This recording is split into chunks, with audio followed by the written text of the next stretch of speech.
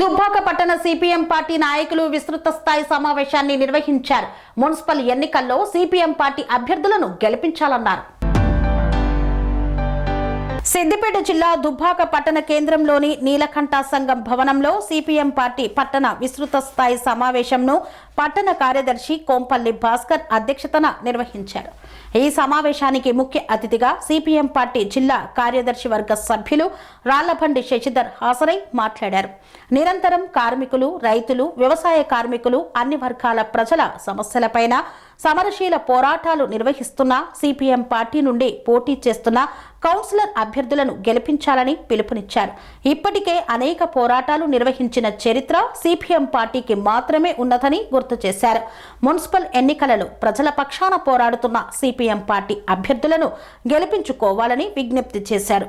నిరంతరం సమస్యలపైన పోరాడుతూ మున్సిపల్ పాలక వర్గంలో కూడా ప్రజల సమస్యలు పరిష్కారం కొరకు పోరాడేందుకు మరియు నీతి నిజాయితీగా పనిచేస్తూ అవినీతి అక్రమాలకు వ్యతిరేకంగా పోరాడేది ఒక సిపిఎం పార్టీ మాత్రమే అని తెలిపారు.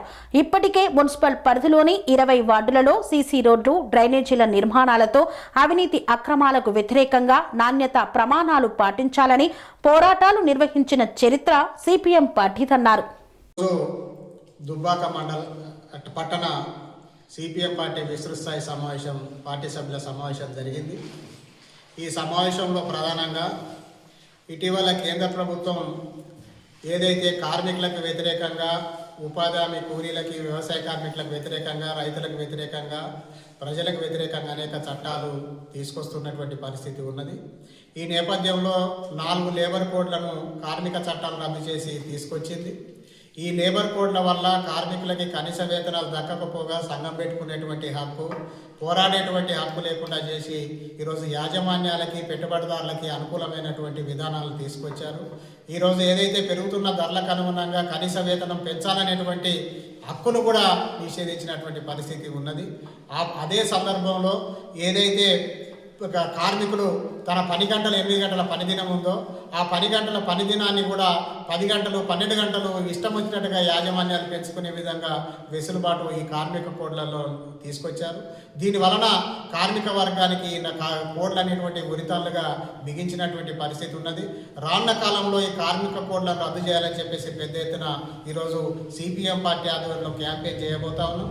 అదే సందర్భంలో జాతీయ గ్రామీణ ఉపాధి హామీ పథకాన్ని ఈరోజు విబిజీ రామ్జీ అనేటువంటి కొత్త పథకాన్ని తీసుకొచ్చారు. పని హక్కుగా ఉన్నటువంటి చట్టాన్ని రద్దు చేసి ఈరోజు బడ్జెట్ ఆధారితంగా ఈరోజు ఉపాధి హామీని నిర్వీర్యం చేసేటువంటి పరిస్థితి తీసుకొచ్చారు.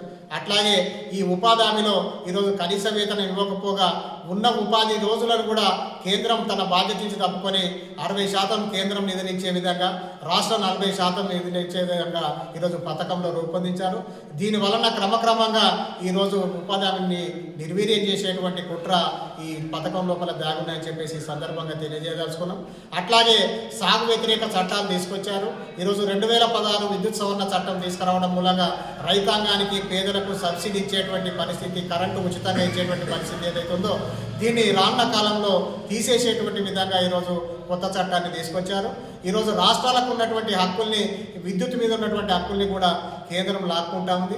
దీనికి వ్యతిరేకంగా పెద్ద ఎత్తున రైతాంగ సమస్యల పరిష్కారం కోసం, వ్యవసాయ కార్మికుల సమస్యల పరిష్కారం కోసం, కార్మికుల సమస్యల పరిష్కారం కోసం పెద్ద ఎత్తున పోరాటం చేయబోతాను.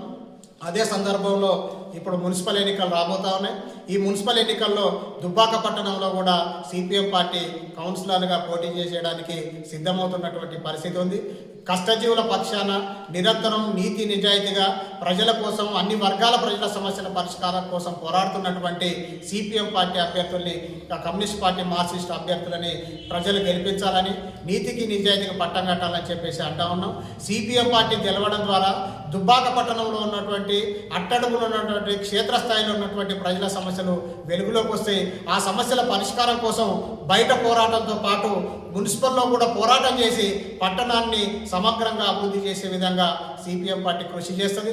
ఆ రకంగా సిపిఎం పార్టీ అభ్యర్థులను కూడా గెలిపించి పోరాట సాధనాన్ని మున్సిపల్లోకి పంపించాలని చెప్పేసి దుబ్బాక పట్టణ ప్రజలకి విజ్ఞప్తి చేస్తా ఉన్నాం. కాబట్టి సిపిఎం పార్టీ పోరాటాలకి ప్రజల అండదండగా ఉండాలి.